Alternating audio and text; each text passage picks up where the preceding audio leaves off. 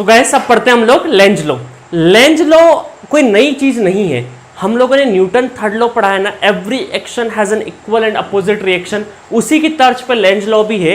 Actually क्या हुआ कि फैराडे के इस एक्सपेरिमेंट में क्या हो रहा था कि जो कॉइल में जो करंट फ्लो हो रहा था, कॉइल में सपोज करो ये कॉइल था हमारा, ठीक है, ये कॉइल था हमारा, इस कॉइल में कोई ना कोई करंट, तभी तो हमारा गैल्वेनोमीटर क्या करता है, डिफ्लेक्शन शो कर रहा था।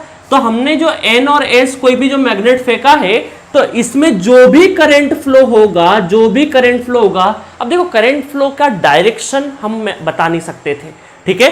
फैराडे ने क्या करा, ये जो करंट फ्लो हो रहा है ये एंटी क्लॉकवाइज में भी हो सकता था और क्लॉकवाइज में भी हो सकता है, दोनों पॉसिबिलिटी हो सकती थी। गैल्वेनोमीटर में क्या मिला था, हमें डिफ्लेक्शन मिला था। अब हम लोग देखेंगे कि सही मायने में कौन सा करंट हम लोग एग्जैक्टली कमेंट करेंगे कि क्लॉकवाइज करंट फ्लो होता है या फिर एंटी क्लॉकवाइज फ्लो होता है, ठीक है। समराइज में वापस से बता देता हूं कि किसी कॉइल में अगर हम लोग एक मैग्नेट फेंक रहे हैं तो उस कॉइल में करंट कौन सी डायरेक्शन में फ्लो होगा हमें नहीं पता, वही पता करने के लिए हम लोगों ने या लेंज भाई साहब ने थोड़ी सी मेहनत करी है। तो इन्होंने क्या बोला है कि काम करते हैं, इन्होंने बोला क्योंकि हमें करंट से ज्यादा उस इंड्यूस्ड ईएमएफ की ज्यादा हमें चिंता है, तो हमने क्या कर दिया, लेंज लॉ ने क्या बोला, the polarity of induced EMF, the polarity of induced EMF is such that the EMF tends to oppose, very important word है ना, tends to oppose the cause, को अपने ही cause का क्या करता है, अपोज करता है, which has induced it। तो चलिए स्टेटमेंट से ज्यादा आपको समझ नहीं पड़ेगा, बट स्टेटमेंट आपको इंटरव्यू के लिए काफी काम आएगा, ठीक है। इतना समझिए आप सिर्फ और सिर्फ लेंज लॉ में कि cause of its creation, it opposes the cause of its creation, इस तरह से भी आप समझ सकते हैं। तो चलिए अगर मैं देखता हूं, दो एग्जांपल लेता हूं। सपोज करो यहां पे कॉइल है, यहां पे कॉइल है, ठीक है, ये कॉइल है, और यहां पे मैंने क्या कर दिया, एक काम करते हैं, इतनी दूरी पे एक मैग्नेट रखा हुआ है, एक मैग्नेट रखा हुआ एन और एस, ठीक है। अब देखो क्या हो रहा है, थोड़ी देर बाद हमें इसको समझाने से पहले मैं एक बेसिक चीज आपको बता दूं कि आपको पता, अगर ये कॉइल है, एक कॉइल है और करंट इस तरह से फ्लो होता है, ठीक है, तो हम क्या कर, राइट हैंड रूल कि चारों फिंगर को हम लोग क्या करेंगे, करंट की डायरेक्शन में रखेंगे और रोल कर देंगे। तो जो थंब दिखाएगा वो क्या दिखाएगा, नॉर्थ का डायरेक्शन दिखाएगा। तो ऐसे अगर मैं करता हूं तो अंदर की साइड में नॉर्थ है, तो बाहर की साइड में क्या दिखेगा, मुझे साउथ दिखेगा, तो इसको मैं एस बोल सकता हूं। अगर मुझे किसी कॉइल में करंट ऐसा दिखाई दिया तो मैंने क्या कर, रूल क्या बोलता है कि राइट हैंड आप लीजिए और उसकी चारों उंगलियों को उस करंट के ऊपर रख लिया और रोल कर दीजिए, तो जो थंब दिखाएगा वो क्या दिखाएगा, नॉर्थ डायरेक्शन। तो इस बार देखो, इस बार नॉर्थ डायरेक्शन का आउटवर्ड, अंदर की साइड क्या है, साउथ, तो बाहर की साइड क्या दिख रहा है, मुझे नॉर्थ दिखाई दे रहा है, ठीक है। तो आपको क्या करना है, किसी कॉइल में जो भी करंट का डायरेक्शन है उस डायरेक्शन में आपको हाथ रखना है, उंगलियां चारों कर्ल कर देनी है, और जो थंब दिखाएगा वो क्या दिखाएगा, नॉर्थ का डायरेक्शन। ये रूल आपको ट्रांसफार्मर में काम आएगा, ठीक है। तो चलिए वो रूल हम लोग यहां पे भी काम करते हैं। तो चलिए देखते हैं कि सपोज करो ये इस तरह से रखा हुआ है। अब मैं क्या कर देता हूं, एक काम करते हैं कि ये जो मैग्नेट रखा है, अब ये मैग्नेट अपनी एक्चुअल पोजीशन से मैं थोड़ा सा बढ़ा रहा हूं, उस साइड में ले जा रहा हूं, ठीक है, कॉइल के पास में ले जा रहा हूं, इसको मैं जैसे ही कॉइल के पास में ले जाऊंगा, एन और एस, ठीक है, तो कॉइल क्या होगी, देखो ये मैग्नेट कॉइल के पास आना चाहता है, कॉइल के अंदर कौन सा करंट फ्लो होगा, कॉइल के अंदर वो करंट फ्लो होगा जिससे कि ये मैग्नेट को वापस धका सके, वापस से दूर कर सके। मैग्नेट अगर पास में आना चाह रहा है तो इसकी कोशिश क्या रहेगी, इसकी कोशिश रहेगी मैग्नेट को वापस दूर करना। आई बात समझ में, इसी वर्ड को बोलते हैं अपोजिशन, है ना। और ये एग्जैक्ट पूरा अपोजिशन नहीं कर पाता है, ये कोशिश करता है, इस वजह से क्या है, ईएमएफ टेंड्स टू अपोज। आ रही बात समझ में, क्योंकि ये जो करंट आएगा, करंट असल में कहां से आएगा, करंट हमें तो करंट दिखाई दे रहा है, बट करंट कहां से आ रहा है, अंदर क्या हो रहा है, इंड्यूस ईएमएफ हो सकता है, इंड्यूस ईएमएफ इस पोलरिटी का या इस पोलरिटी का, दोनों हो सकता है, ठीक है। अब हम देखते हैं कि हमें करंट कैसा फ्लो करवाना है, हमें करंट ऐसा फ्लो करवाना है कि इस मैग्नेट को दूर फेंक सके। अब मैग्नेट को दूर फेंक सके, इसका मतलब क्या है कि हमें बाहर इधर के साइड साउथ दिखाना है और इधर की साइड क्या दिखाना है, नॉर्थ दिखाना, तभी काम होगा। क्योंकि साउथ क्या करेगा, रिपेल करेगा और इस मैग्नेट को दूर कर देगा। ये मैग्नेट हम लोग पास में लाने की कोशिश कर रहे हैं, कॉइल क्या करेगा, इस मैग्नेट को दूर धकाने की कोशिश करेगा, और उस दूर धकाने में क्या होगा कि साउथ इधर आना चाहिए और नॉर्थ इधर आना चाहिए।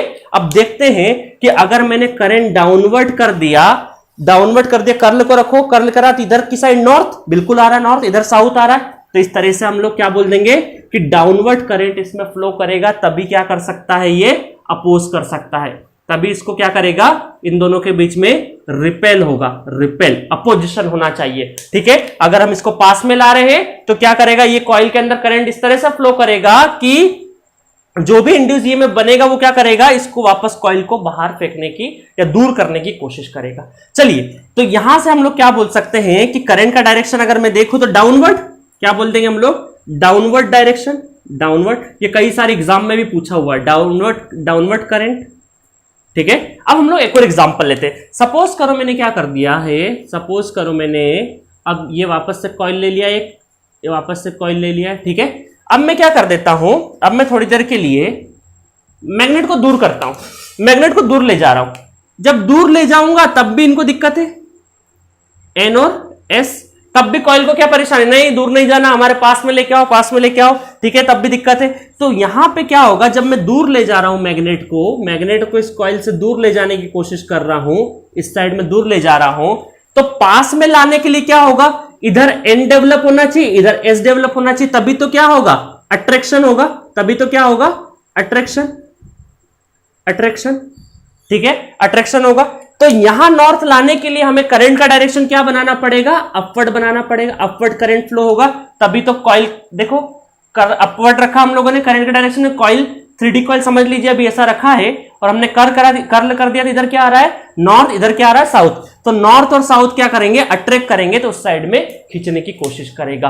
तो दैट इज अपोजिशन, इधर रिपेल, इधर अट्रैक्ट। इसका मतलब देखो क्या हो रहा है कि करंट तो बाद में बन रहा है, करंट, ये जो करंट आ रहा है, ये तो बाद में बन रहा है। ये किससे बन रहा होगा, इंड्यूस ईएमएफ की पोलरिटी से तो बन रहा होगा। इंड्यूस ईएमएफ की पोलरिटी डिसाइड कर रही होगी करंट किस तरह से फ्लो होना चाहिए। तो पहले इंड्यूस ईएमएफ डेवलप हुआ होगा, उसके बाद करंट फ्लो करा होगा। तो हम करंट ना बोलते हुए डायरेक्ट किसको बोलेंगे, ईएमएफ को। या हम लोग किसकी पोलरिटी की बात करेंगे, ईएमएफ की पोलरिटी की बात करेंगे। अब पढ़िए statement, the polarity of induced EMF is such that the EMF tends to oppose the cause which has induced it. आ रही बात समझ में, जो इंड्यूस हो रहा है वो क्या हो रहा है, अपोजिशन फैक्टर है। तो अब आई होप आपको समझ में आ रही होगी सारी चीजें इस एग्जांपल से।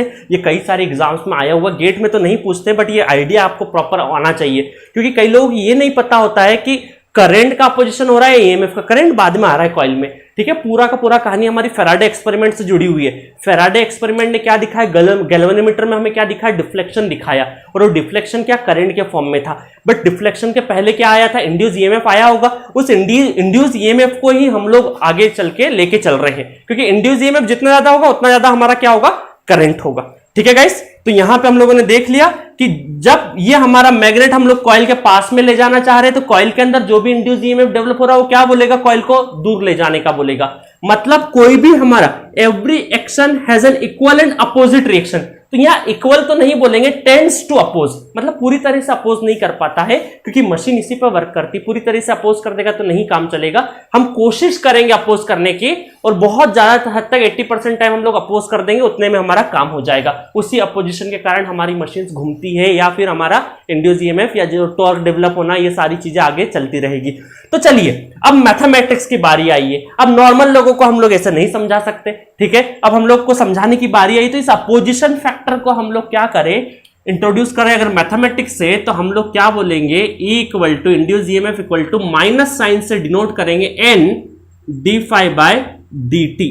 तो ये जो माइनस साइन है ये असल में हमारा अपोजिशन का साइन है, अपोजिशन का, कि जो भी इंड्यूस ईएमएफ हो रहा है वो अपोजिशन में हो रहा है। ठीक है, तो इसी को हम लोग आगे चल के बोल देंगे मॉडिफाइड फैराडे लो, मॉडिफाइड फैराडे लो, फैराडेस लो, मॉडिफाइड फैराडेस लो, क्योंकि लेंज ने क्या करा है, इसकी हेल्प करिए माइनस साइन लगाने के लिए। ठीक है, तो इस तरीके से हमारा एक्चुअल फैराडे लो क्या होता है, modified Faraday low minus N d∅ dt। But कोई आपसे पूछे डायरेक्टली फैराडे लो, तो आप मैग्नीट्यूड की बात करोगे, क्योंकि ये जो साइन है किसने दिया है, लेंज ने दिया है। ठीक है गाइस, तो अब हम लोग आगे चलते हैं कि पूरा इंड्यूस ईएमएफ अगर क्रिएट होना है तो एन तो चलो कांस्टेंट है, जितना कॉइल पर डिपेंड करता है, बट ये जो फ्लक्स है फाई क्या है, बी ए कॉस थीटा, इसमें क्या है, किसी भी इन तीनों में से बी ए और थीटा, कॉस थीटा बी ए कॉस थीटा, तीनों में से अगर एक भी चीज वेरिएबल हो गई तो हमारा चेंज इन फ्लक्स हो गया। देखो इन तीनों में से क्या हो गई, एक भी चीज वेरी हो गई, आइदर बी वेरी हो जाए, ए वेरी हो जाए या थीटा वेरी हो जाए, इन तीनों में से एक भी वेरी हो गई तो क्या हो गया, वेरिएबल फ्लक्स हो गया। और वेरिएबल जैसे ही फ्लक्स हुआ तो हमारा इंड्यूस ईएमएफ डेवलप हो गया, क्योंकि कांस्टेंट अगर फ्लक्स हो गया तो क्या हो जाएगा, डिफरेंशिएशन 0। तो क्या बोल सकते हैं आज से हम लोग, flux is like a blood in human body. अगर जब तक सर्कुलेशन में, जब तक क्या है हमारे अंदर इंड्यूस ईएमएफ डेवलप हो रहा है, हम जिंदा है। जैसे ही अगर ठहराव हो गया ब्लड का, या हम लोग क्या बोल सकते हैं, कांस्टेंट हो गया ब्लड, सर्कुलेशन बंद हो गया, इसका मतलब क्या हुआ, हम डाई आउट हो सकते हैं, क्योंकि उस टाइम पे इंड्यूस ईएमएफ मशीन में डेवलप नहीं होता है। तो हमें क्या चाहिए, ये फ्लक्स वेरिएबल चाहिए विद रिस्पेक्ट टू टाइम। चलिए देखते हैं किस तरह से। और देखो टाइम के रिस्पेक्ट में भी हो सकता है, किसी और रिस्पेक्ट में भी हो सकता है। मुद्दा ये है कि इन तीनों में से फ्लक्स के अंदर क्या, बी ए कॉस थीटा, बी ए और थीटा, इन तीनों में से अगर एक भी चीज वेरिएबल हो गई तो हमारा काम आसान हो जाएगा। चलिए दिखाते हैं एक एक चीज को वेरी करके कि किस तरह से मशीन बनती है। ठीक है गाइस।